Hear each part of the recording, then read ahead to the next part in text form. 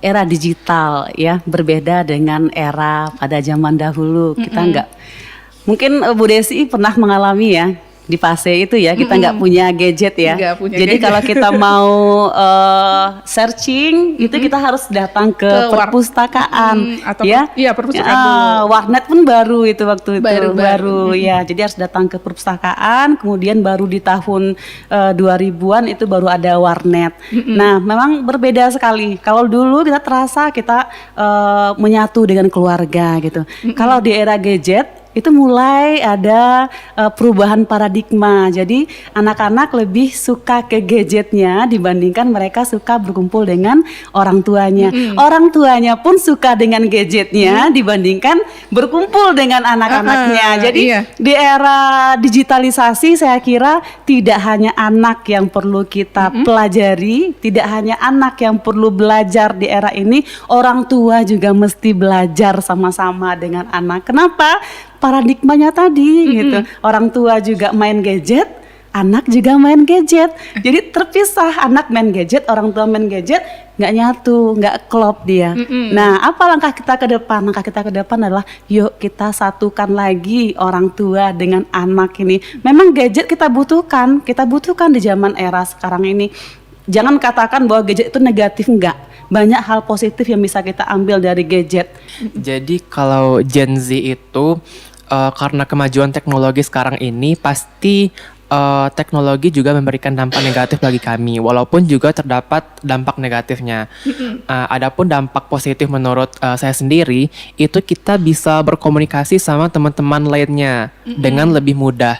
Yang dimana bisa kita menggunakan WhatsApp, Instagram dan lain sebagainya. Yang dimana itu dapat memudahkan kita yang mulainya harus berkomunikasi tatap muka, tapi ini bisa kita berkomunikasi dengan jarak jauh dengan menggunakan gadget. Lalu yang kedua itu saya biasanya belajar tuh di internet, Kak. Ngeliat di YouTube, kayak tutorial-tutorial belajar gitu, yang dimana biasanya kita lihat belajarnya cuman di buku aja tanpa ada panduannya. Sekarang bisa kita belajar melalui YouTube dan platform lainnya gitu, Kak.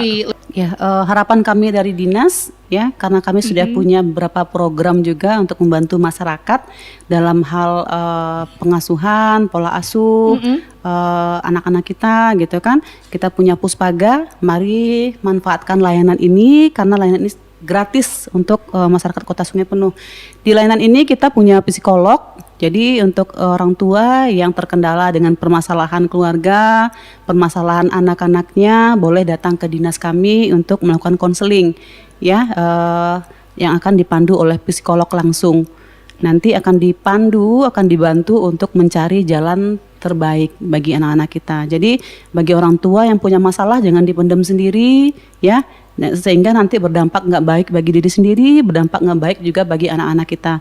Nah, boleh datang ke kantor, ya kita konseling di kantor. Kalau nggak mau datang ke kantor, kami juga punya layanan penjangkauan. Jadi orang tua, para keluarga boleh hubungi kami, ya nanti kami yang lakukan penjangkauan atau datang langsung ke lokasi Bapak Ibu. Dan harapan kami yang terakhir adalah mari kita kembali menjadi orang tua seutuhnya, walaupun beban di luar itu beban ekonomi segala macam itu memang di era sekarang ini nilai uang itu udah gak ada artinya. Kita memang harus dipacu untuk mencari uang sekuat tenaga untuk memenuhi kebutuhan saat ini, tapi jangan sampai lupa dengan peran utama kita sebagai orang tua tadi. Harapannya selalu ada waktu untuk kami, selalu ada waktu untuk kami bercerita, untuk kami berkeluh kesah gitu kan, Kak, dari masalah-masalah di sekolah.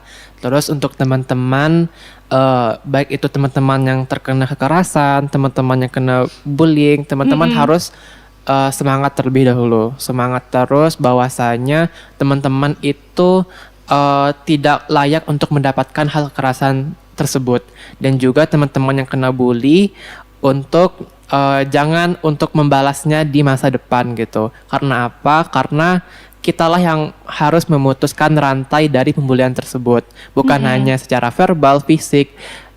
Itu juga di cyberbullying di online. Dan juga untuk teman-teman semuanya, mari sama-sama kita hentikan kekerasan terhadap anak, kekerasan seperti bullying, kekerasan seksual dan lain sebagainya agar tidak terjadi di masa depan kita semuanya.